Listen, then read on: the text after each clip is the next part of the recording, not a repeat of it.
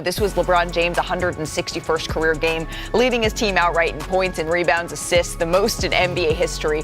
But it's what he said about Anthony Edwards not wanting to maybe be the face of the league after the game that has the entire basketball world talking. I mean, Channing Frye said it the other day, too. Like, I mean, it's unfortunate, but, like,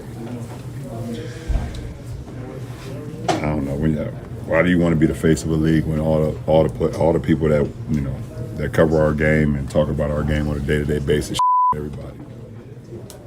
Okay, so everybody has had a reaction to this. Perk, what's yours? Well, I mean, look, Michael Jordan went through it, right? Michael Jordan, when he was dealing with the death of his daddy, did you see all the newspaper articles that were out about him, the stories that were out? When he was playing against the New York Knicks, did you see the gambling stories that was out? We didn't have social media, but he went through it. Kobe Bryant had his share of times that he went through it. I mean, look, I get what LeBron is saying. My only problem with LeBron saying this is that put an address on it. Put an address on it. Don't just leave it broad. Say who you speaking to. Because it can't be us, because we highlight him every single day, even when he's not playing.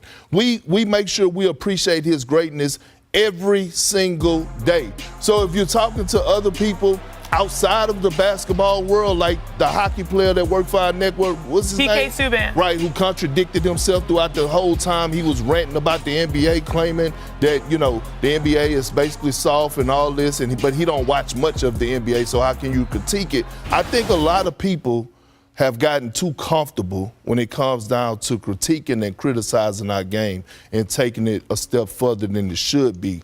That's the part where I think LeBron was addressing. My only problem with that statement is put an address on who you talking to. Well, and that's sort of what you were saying earlier, Brian, that I agree with. I do think that as a whole, whenever things like this happen, it's always a time for all of us to pause, to be able to look in and say, okay, how can we be better? And players as well. And I think that what you said on Get Up this morning, just about maybe the discourse around the NBA at times swinging away from appreciating the greatness of what we see is a valid criticism. Yeah, so probably after Michael Jordan, no one has ever given more adulation in the history of the sport than LeBron. Yeah. So, of course, he's been appreciated, and we still appreciate him, absolutely. We're so happy that he's been able to play 22 years.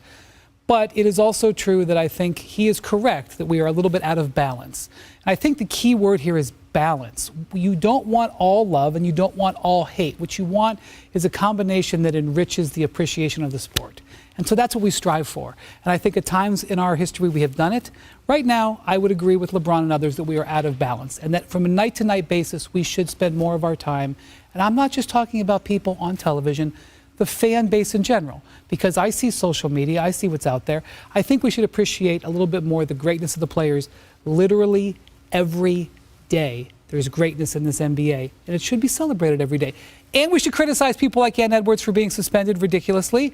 And we can, credit balance. Wonderful performances like Zion Williamson having his first triple-double last night. You're promoting later in the show. We're getting to that. Look, when I see this conversation, it just reminds me to that saying, comparison is the thief of joy. Mm-hmm. And oftentimes when we talk about LeBron James, we're comparing him, and it robs your joy because you're comparing him to someone that is flawless in some ways in Michael Jordan. That stature, I think a lot of people have already decided he will never be that, which means he's always less than. And to me, that is difficult when your job is to also celebrate what he's doing.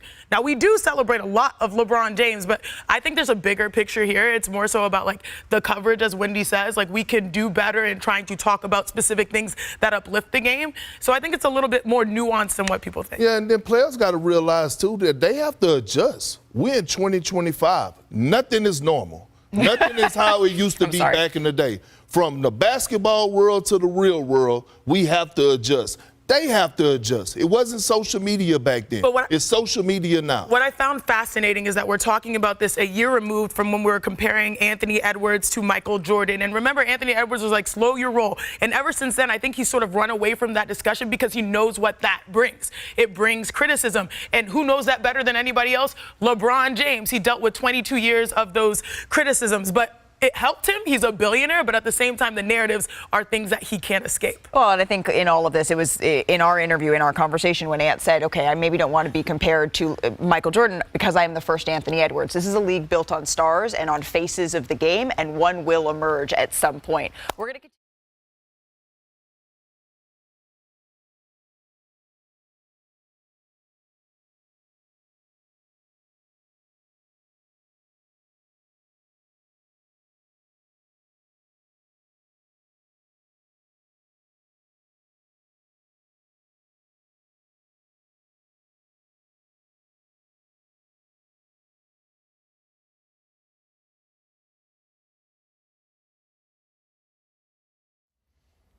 How's it going, everybody? Villa Sports Network here. Just want to thank you guys for your support on the channel. Thank you guys for watching the video. Hope y'all enjoyed it.